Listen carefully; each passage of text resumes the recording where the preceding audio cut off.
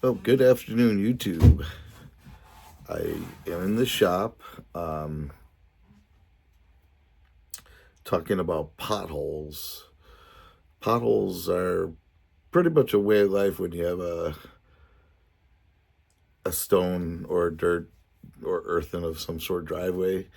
Um, Even when they're put down properly and they're new, they're just because they're so porous. Water could get in a little area, pool up, and then you start as your car starts going over that bump, it starts to kick stone out. That's what's really happening as the car goes into that bump. It's splashing and it's kicking stone out each time, and it's getting bigger and bigger. And each time the car rolls over the edges, another piece breaks off. It's so. Like I said, we got a pretty long driveway. I want to say it's about 600 feet or so. Um, at least the front half. The back half is even longer, but the front half that leads to the house is is about 600 feet. And every year I go through it probably once or twice and have to just fix up a couple potholes. Actually, this year is the first winter where we hadn't had like three or four potholes. Usually we come on a winter and there's a few potholes that I just didn't address. But we've only had one this year, which is good. Knock on wood. We haven't had a lot of real wet weather and rain or snow or anything like that. So, but the way I do it, it's a pothole. There's not much to it. There's not much science behind fixing it. But the way I like to do it is I like to dig it out first and scrape as much of the debris and stuff that's in the pothole and around the edges of the pothole and scrape as much of that off as I can. And then I just come back and I start reapplying it and start leveling it and drive over it with the tractor and pack it. And it works pretty good. It works better than just filling it. When I just filled it, it seems to stay hard in the pothole, and the fill that you put in just kind of gets kicked right out, and you'll end up with the pothole right in the same spot in pretty quick order too. So,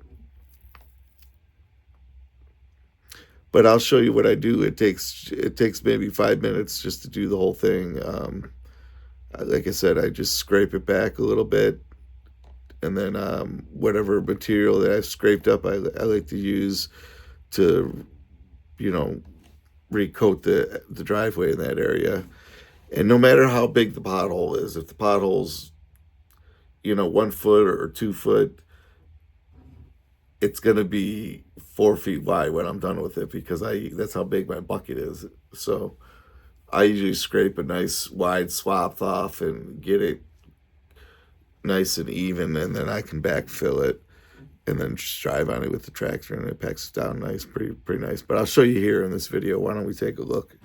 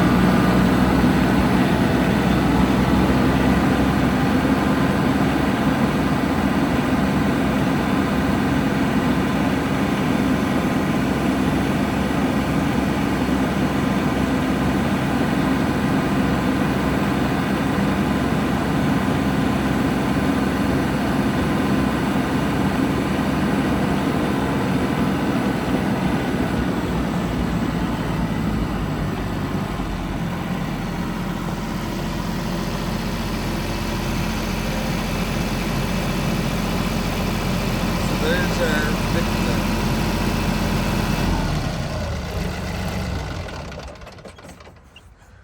It's probably 2 feet across and it's probably 4 or 5 inches deep. Um, but it's right in the main tire lane, and My wife hits it every time, it seems. So does the UPS guy and the post office. And so what I'm gonna do is just go around and I'll just scrape the top out. Try to scrape as much as I can.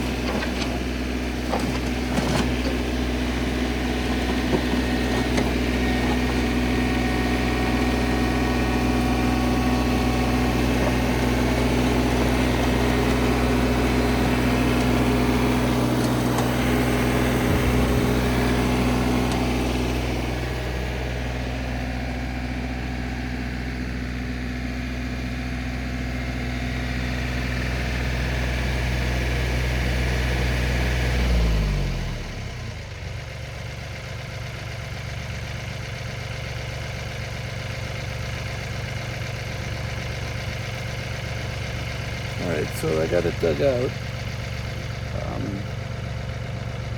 There's nothing in here that's making it. It just sometimes you'll get a washboard effect in the driveway and a little water builds up and then it starts to become a pothole. This driveway is pretty loose. I'm able to tear it up pretty good. And let me go ahead and backfill it now. I got some more dirt I want to get and some more stone, and then we should be done.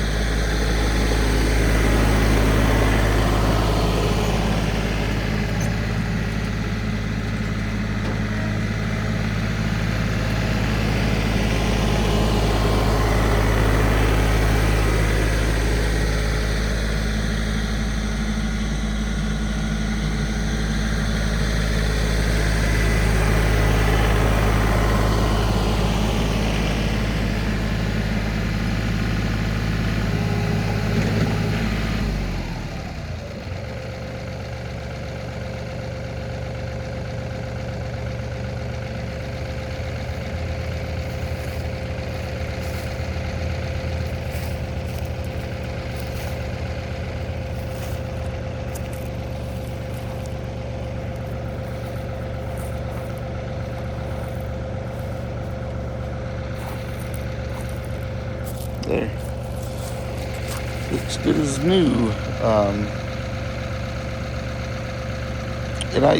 we don't have any rain or anything coming. Keep that in mind. You don't want to do this right before rain because it's going to be soft. But we got a nice couple days of weather here.